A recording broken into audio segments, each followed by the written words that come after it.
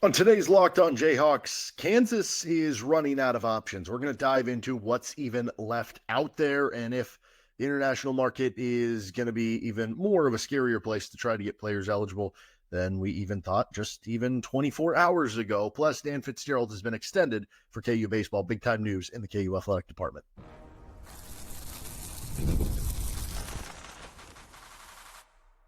You are Locked On Jayhawks, your daily podcast on the Kansas Jayhawks. Part of the Locked On Podcast Network, your team every day.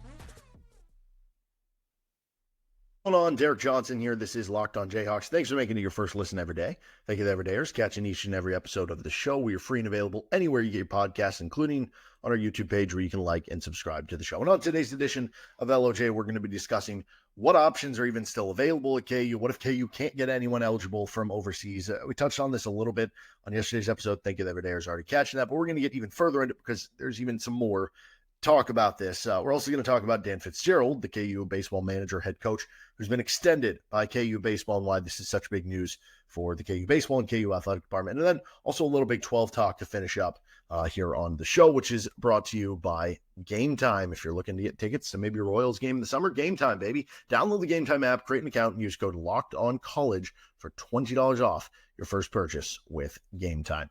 So obviously for KU, as they continue to scour, adding more players, they have 3 scholarships still open at this point in time. We're in basically the middle of June at this point in time, and they've still 3 scholarships open. It's a very scary place to be.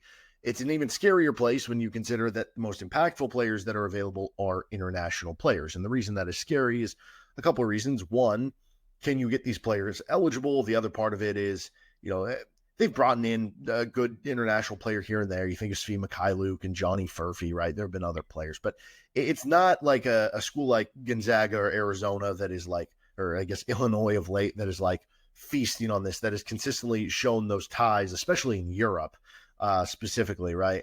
To where it's just like one of those things where it's felt like this offseason, the staff has almost been a little bit behind, where it's like, can you catch up with all this with the overseas stuff? And so it's a difficult place to be in. And we kind of talked to, again, if you're an everydayer, you already caught this, talking about Bryce Desert's situation and, for KU, like dealing with the student visa process. Can you get these players even eligible coming over? What if you get a player to commit and then it takes more than, your school year starts in a couple months here, but they haven't resumed the student visa process, or even if they have, they're so backlogged that they haven't gotten to, clearing a player, making them eligible. And then you basically end up spending all your time, your money, your projected NIL budget that would have gone somewhere that you could have used somewhere else onto a player that doesn't end up on campus or being able to play for the team. And so it's something we talked a little bit about yesterday. And now there's this, I guess, quote from Charlie Baker today. This was tweeted out by Amanda Kristovich, who is a sports business reporter and college sports for, I don't know what @FOS is on social media. Anyway, front office sports. There we go. Okay, so basically sports business. Anyway, NCAA President Charlie Baker tells reporters that there are concerns from schools that international athletes could be violating their student visas if they get paid through RevShare. The NCAA is working on navigating the issue, but no answers yet. Okay, so a couple things to that, because this becomes very pertinent to KU's situation, who is recruiting international players. And if KU can't get international players eligible, their player pool shrinks even more. And they're basically the ability to add an impact player at that point, if you said you can't add an international player, they don't have that opportunity. I'll tell you why here in a second. But there's a couple ways of looking at this. The NCAA is working on navigating that issue. No answer yet. Okay, so that's the good news. They're working on it, right? Maybe it will get figured out by the start of the season. Here's the bad news. Have we ever known the NCAA to just like, oh, hey, they just started working on this thing. It's going to be done really soon. Like, they're going to get it done soon, and they're going to get it done with a really good resolution. Or like, they're going to get it done in the next week, and it's going to be perfect. I don't remember a time where that's been the case with the NCAA. It's both those things. It's like a lot of times with the NCAA, it's like, yeah, why'd they do that? And then on top of it, a lot of times with the NCAA, it's like, wow, that took way longer than it should have. Just think of the KU case in the NCAA IRP situation with the Silvio De Sousa stuff, right? Think how long that took. Now, not every situation is that, but point being, this stuff takes a long time. I find it hard to believe that the NCAA is going to have that figured out.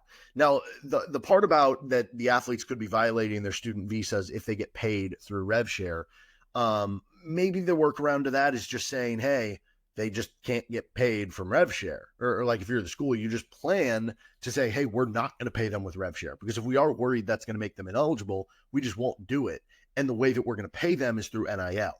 The sticky part of that situation is because of, again, the NCAA. This is a perfect example. The NCAA making kind of a rule, a law, whatever you want to say, that's kind of just silly and dumb.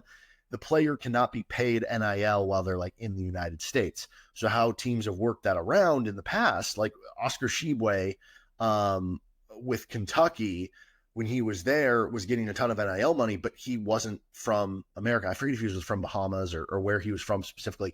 But basically what they did is over the summer, they went and they had some sort of event where he was able to get his NIL money when he was, back home, where that was legal.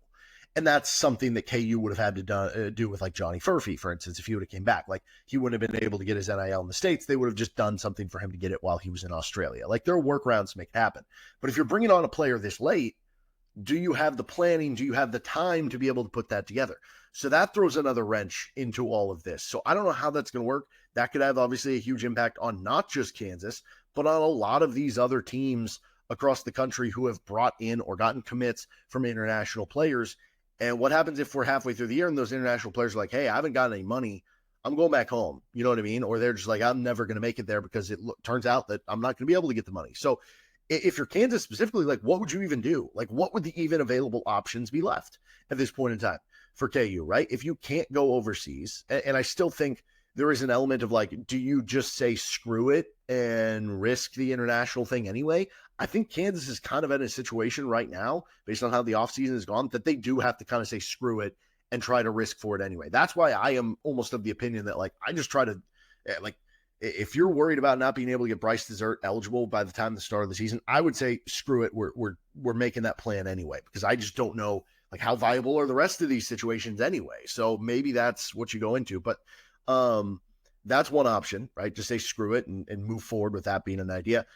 Who's even available in the transfer portal? If we go over to which, this is just one site, and don't take these as gospel, because, a lot of times I think transfer portal rankings aren't going to be solely indicative. A lot of times the transfer portal stuff ends up being more about, okay, how did the player fit at his new stop than anything. And we've seen like AJ Storr and Ryland Griffin and some of these guys be ranked super high in the transfer portal rankings, not have as big of an impact for KU as players who have transferred to other schools who maybe were under the radar and ended up being like all conference level players, right? So take them with a grain of salt, but at least gives us a good reference point and a good starting point. I think 24/7 does a good job.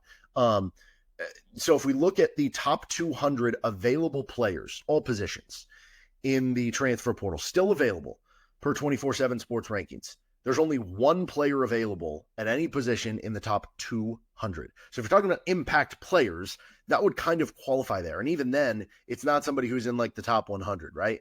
And that would be Ali Deba. I've talked a little bit about Ali Deba in the past. Now, I don't know why he hasn't signed with the school already. Like the fact that it hasn't happened already kind of makes me think, like, is there something going on? Is there an eligibility thing? Like, what's going on here? So he started his career at Chicago State. Then he played 2 years at Abilene Christian, then 1 year this past season at Southern Illinois. But the 1 year he played at Chicago State, he only played 5 games. I would imagine he would be able to get like a medical red shirt or whatever for that season, right? To where he could still have 1 more year of play. Maybe that's what the holdup is. Maybe he's trying to get that extra year of eligibility and the NCAA is just taking too long to clear him. And then once he gets cleared, it'll work. I don't know if that's a reason. He's also originally from Sweden. So does this go back in line with some of the international stuff? Is that part of the reasoning? But like, he's a good player. 17.2 points per game, 4.8 rebounds per game, 2 assists per game on 49% from the field, 33.7% from three. So almost 34 from three, 66 at the foul line on over 4 attempts per game. So he gets the foul line a good amount. Year before that at Abilene Christian, 15.5 points per game, 4.5 rebounds on 48% from the field, 35% from three, and 73% at the foul line. 6'5" wing. I would think he would be somebody who comes in and, like, I don't know that I would project him to be a starter. I don't think it would be crazy to me if he did, but like that he could come in and I think at the very least have a role as a bench wing for KU. Like he would be somebody that I'd be interested in. But again, what else is going on there to the reason that he's not committed? The other guy that you're looking at in the portal, if you expand out to the top 250, would be Keontae Jones. Played at Cal State Northridge, 6'6" senior, 13.1 points, 9 rebounds, 4 assists per game, 51% from the field. Doesn't really shoot a ton of threes. Shot them well when he shot them, but only 1 attempt per game. But he was previously committed, then decommitted to a school. He's been at a couple junior colleges. He's been in college 5 years. But if the JUCO stuff doesn't count, he has the COVID year. Can he get another year eligible? I don't know how that works. And again, he already was committed to school. He's been out there for a while. There hasn't been any seemingly contact with KU. So why is that to this point? Is there something else kind of going on there of the reason why they wouldn't want it? So they could do that, right? You could end up in a situation where you try to get a high school reclass. We've talked a little on Cole Rosario, who I think just finished up an Oregon visit. He's scheduled for his Kansas visit in a week, but he's scheduled for a lot of other visits after that. So I don't know. You are really running out of options here. I'm running out of names to get to. We'll continue to do deep dives on players if we can, especially internationally, but that just might not really be as much on the table as we might have hoped or might have thought based on some of this stuff that's kind of coming out. And that is a scary world to live in, that Kansas is in a situation. They still need 3 scholarship players. I'm just kind of wondering if they're going to go into the season with 13 scholarship players, right? Do you end up just filling 2 of the 3 final scholarship spots? Do you end up only filling 1 of the final 3 scholarship spots, right? What is going to happen for KU at this point in time? Because this is a very scary place to be for Kansas, where it just feels like they can't check those boxes. And for a while, I was confident they would fill those spots. I don't know how confident I am in them being able to do that anymore. So we'll talk plenty more KU basketball. But how about KU baseball? Big offseason news as they extend Dan Fitzgerald. Thanks for joining us on this episode of Locked On Jayhawks. You can find our show anywhere you get your podcast. And don't forget, we're brought to you by Game Time. There's nothing like the NBA playoffs. The intensity, the buzzer beaters, fans losing their minds. It's the kind of atmosphere that you got to experience live, and that can go for the NHL playoffs too. Heck, it could go for a big-time baseball game. Maybe it's a rivalry game. Maybe it's a Sunday night game. Maybe it's once we get a little closer to the postseason and things are really heating up in maybe August and September. This year's matchups are already delivering. If you want in, Game Time makes it fast and easy to get seats, even for the biggest playoff games. Prices on the app actually drop the closer you get to tip-off, and with killer last-minute deals, panoramic seat views, and no surprise fees, Game Time's a total game changer. Plus, I really do think it's perfect for baseball. I don't love to be like, oh, let's go to that baseball game in 2 weeks from now. I mean, unless you're visiting somewhere, but if you're going to just a home baseball game, you're not going to plan that far ahead and have to get tickets. Maybe it's Father's Day or something like that. But for the most part, it's just hey, you might text your friends, hey, you want to go to the baseball game tomorrow? Boom, let's go look on Game Time, because you have those last-minute ticket availabilities. Take the guesswork out of buying tickets with Game Time. Download the Game Time app, create an account, and use code LOCKEDONCollege for $20 off your first purchase. Terms apply. Again, create an account, redeem code LOCKEDONCollege, LOCKEDONCOLLEGE for $20 off. Download Game Time today. Last-minute tickets, lowest price, guaranteed. Again, that is with Game Time. Get that $20 off your first purchase. Again, thanks for joining us here. Don't forget, you make Locked On College Football or Locked On College Basketball your second listen every day. Okay, so some big news for KU baseball. KU baseball just had one of their best seasons in program history. It was a really good season overall. Unfortunate the way it finished in the tournament, unable to get a tournament win, but that doesn't take away from the fact that it was a great season for the KU baseball team. They nearly won the Big 12. They won a ton of games, over 40 wins, had a ton of fun comeback wins. They're a fun team to watch with as many home runs as they were hitting. Had some really stud players that in future years you're going to see being going in MLB drafts, and that's going to be really cool to watch and chronicle. Can some of those players make it up so that we have more than Ryan Zefferjohn in the MLB? Who knows? Maybe Maui Ahuna, who he obviously transferred after his time at KU. Maybe he'll make it up eventually. But nonetheless, 42 wins. It was announced today, I guess on Tuesday, that Travis Goff has signed Dan Fitzgerald to a 6-year contract extension with the Jayhawks. Obviously, very big news. And he was, I don't want to say rumored to be going there, because that would be incorrect. But he was rumored to be somebody that Mississippi State, when they had the opening, would be interested in, right? And then when they hired the Virginia coach, there was talk that Virginia might be interested in Dan Fitzgerald as well. Now, how much of that, I don't know, where did that stuff line up? Was there any interest the other way? I don't know. We might not ever know. But this is the best news possible, that he gets a 6-year contract extension. I would imagine, I don't see the money on this release from KU. I'd imagine that'll get released at some point soon. It'll be a sizable, pay increase for Dan Fitzgerald, and very deserving one at that. Right, this was KU's first tournament appearance since 2014. It was program records for Big 12 wins. It was program records for road wins, come from behind wins, home runs, and it seems like they're just getting started. Because think about it, they have been better each and every season. Even last year, when they didn't make the NCAA tournament, they were kind of a tournament bubble team. And so, if you're getting to a point for KU where you're making the tournament, and the years where you're not, you're still getting close to the tournament, that's a great place for this program to be from where it's been kind of in the past. And Dan Fitzgerald, from every interaction I've either had, which has been limited interactions, but the small interactions that I have had, or the ones that I've heard from other people, like tremendous dude, tremendous guy, very big family man, like he's just a guy you want to have around the program, right? And he's a great recruiter. What he's doing with it's almost like a Moneyball approach where, like, oh, everybody's spending all this money on the transfer portal, yada, yada. Like, we're going to go into JUCO rankings because now that's being under recruited because people are looking into this. And we can end up with a Brady Ballinger who's being under recruited when JUCO baseball is actually like a very good level of baseball. And you see guys get drafted out of the junior college level into the MLB all the time. So that's really cool. It also says in this article, the release from KU, the investment in the coaching staff for KU baseball is part of a broader investment in the sport of baseball at Kansas. An increase in scholarships, plans to implement revenue sharing for student athletes in the program, and the prioritization of facility investment present an opportunity for Kansas baseball to be a leader in the Big 12 and nationally. And it talks about that, prior to the season, Hoagland Ballpark saw several upgrades, new field surface. They're continuing to evaluate and analyze future facility investments in Hoagland Park. I don't know what those would be. I don't know if that's, upgrading the stands, making things bigger. I don't know if it's moving out to Rock Chalk Park or what. Those are going to need some sort of, renovations or improvements or redo of the stadium at some point. I do think that's probably difficult. Like, maybe if it's minor renovations, right? Those are things you can do right now. As far as the major stuff, like if you did get a new stadium at Rock Chalk Park, I would imagine that stuff would have to happen after the football stadium is put together. But that's something that obviously has to be on the agenda and has to be something that continues to, go to Dan Fitzgerald to be like, hey, trust me, we are going to do this. We just got to get this thing wrapped up and then we'll get there. So that he can see the shared vision of like, yes, there is going to be investment in baseball. Not that there already hasn't been, but like that big level of investment that will be needed once, the football stadium is done and everything like that. The other big piece, though, there was that part on the revenue sharing, right? Because we have no idea how Kansas plans to split this stuff up, right?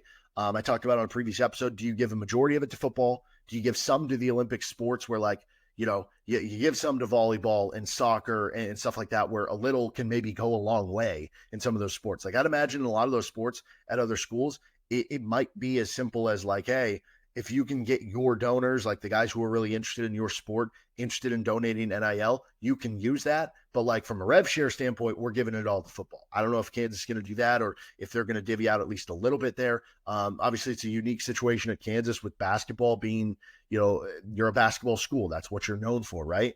So do you give a more to rev share in basketball than other schools would, or does it go the other way? Does the fact that you have so much donor and fan interest in basketball allow you to give more of the money to football and baseball and softball and cross country and all these different sports, to where then you can basically say, hey, NIL is going to fund the KU basketball roster? Or is that just no longer a doable thing, right? If this clearinghouse situation comes in and they do, deny certain NIL offerings, does that put Kansas in a bad spot? Or does it actually give Kansas even more opportunity to do that? Because if the NIL payments that you're allowed to give to a player are now basically being limited, being watered down by the clearinghouse, then maybe you can make it work on a tighter budget with just using NIL in basketball. So it'll be interesting to see how they kind of divvy that stuff out, right? There's a lot of different theories and ideas of which way you could go, but it is interesting they would do that for baseball. I do think it's not a situation where you need to, for rev share, give 10 of the 20 million to baseball. No, like I said, like a smaller amount of money in baseball is going to go a longer way. Like if you compared what you could do with $1 million in baseball versus $1 million in basketball, it might be one borderline starter level player in basketball versus versus 5 all conference level players in baseball. There's a big difference in what you're kind of talking about there. in what you can do. But I'm glad to hear that, because that's going to be a thing. Other schools are going to try to poach coaches, not just based on their salary or their, footprint or their history or whatever, based on, hey, we can give you more money in rev share. So cool to see that Kansas does that, but it's going to be a juggling act for Travis Goff, kind of keeping all the coaches happy. Like, this is the rev share you're going to get. This is how you're going to make it work. But I think great news overall, because Dan Fitzgerald's been a blessing on the KU baseball program. All right, let's finish up here. Little Big 12 talk. Could Texas Tech be the future powerhouse of the conference to come in a lot of different sports? Thanks for joining us on this episode of Locked On Jayhawks. Again, I'll be back in office for the normal studio setup, I think starting with tomorrow's episode. So thank you to people who have reached out about stuff. But anyway, Texas Tech, I find this very interesting. If the Red Raiders could basically be the new powerhouse, so to speak, of the Big 12 based off of money, or maybe even the better way of putting it is like the New York Yankees of the Big 12. This was sent out by Brandon Marcello of 24/7 Sports, CBS Sports, who's a national college football writer. And the original tweet said, Texas Tech says its fundraising arm, the Red Raider Club, will be responsible for generating $14 million annually to help fund its $20.5 million rev share model. And then it was quote tweeted by Brandon Marcello, and he said, it's believed Texas Tech will pay its players $55 million revenue sharing plus NIL, so it's a combination of the two, among all its programs this year, making the Red Raiders perhaps the highest paid college athletics program in the country. And I know money can't buy you everything in sports. It doesn't always work that way, but a lot of times in college football, if you're that flush with cash, like, it's hard to not be at least more talented and good in a lot of these different sports. And so I do wonder if Texas Tech is going to be, maybe are they going to be the most balanced, best overall athletic program in the Big 12 for years to come? Because it's not just that maybe they're spending a top dollar of anyone in college athletics, but then maybe that gap is a little bigger knowing you're going against other Big 12 schools. Now, we've seen them be solid in football. We haven't seen it pay off in terms of like being Big 12 champions.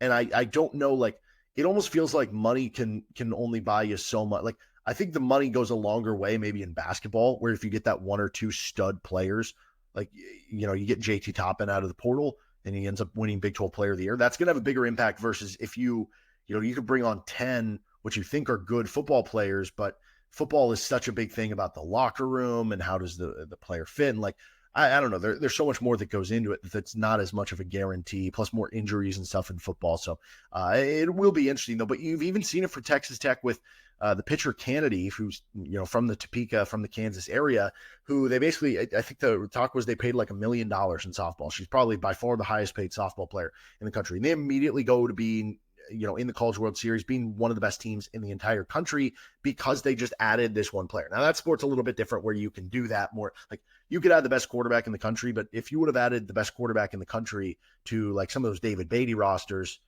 okay, maybe they're going to a bowl game now. I don't know, but they're not, competing for a national championship like Texas Tech softball has been. But I do find that very interesting in a conference like the Big 12, where it does feel like it's more open and it is kind of such a crapshoot in some ways, specifically with like football, that maybe Texas Tech becomes that school that kind of locks down that top spot. And as we've seen Texas Tech be really good at basketball here, really since the Chris Beard era and transferring in now to Grant McCasland, like you see the roster they're going to be putting together for this year. I think Chance McMillan, one of their guards, is going to be really good. I do have some questions about the rest of the guards from there, but I do think, I'm sorry, was it Chase Anderson? Whatever. The young guard who was a freshman last year, I think he's going to be a stud in year two. Toppin is obviously your Big 12 Player of the Year. I like Lawan Watts, the addition they brought from Washington State. I thought KU should have gone a little bit harder after him, but you look at it, and I think Texas Tech basketball, I guess point being, is here to stay in terms of being a very competent top 25 year in, year out team. I think Texas Tech football is going to be as talented as any roster in the Big 12, kind of year in and year out when you look at this. And it almost just it'll be just very interesting to compare when you have schools who have less money to deal with than maybe the oil money that Texas Tech has, in terms of like, okay, can you play money ball? Can you figure out ways to be just as competitive despite not having some of this stuff? And then again, we go back to the clearinghouse situation. We go back to the NIL situation, where it's like, what happens if they are nixing a lot of these NIL deals, where all of a sudden that extra money Texas Tech has is pointless because, maybe they have all this, again, if you're talking $55 million, that's 35 over what you have in rev share. But what if you're only using 10 a year on NIL because you can't go much further than that because they're like, nope, sorry, that NIL deal is too much. You can't sign that. You know what I mean? And then it's like superfluous, and then it doesn't matter as much. But I do think Tech is in a very unique position that they could be a Big 12 powerhouse for years to come. And we'll see how Kansas and other schools in the Big 12 can kind of respond to that. All right, that'll do it for this episode of Locked On Jayhawks. You can find our show anywhere you get your podcasts, including on our YouTube page. Back at it later this week. We'll have some more KU basketball conversation. Might get into a fun, how good is Elmarco Jackson going to be conversation later this week as well. So plenty coming at you here with Locked On Jayhawks. See you next time.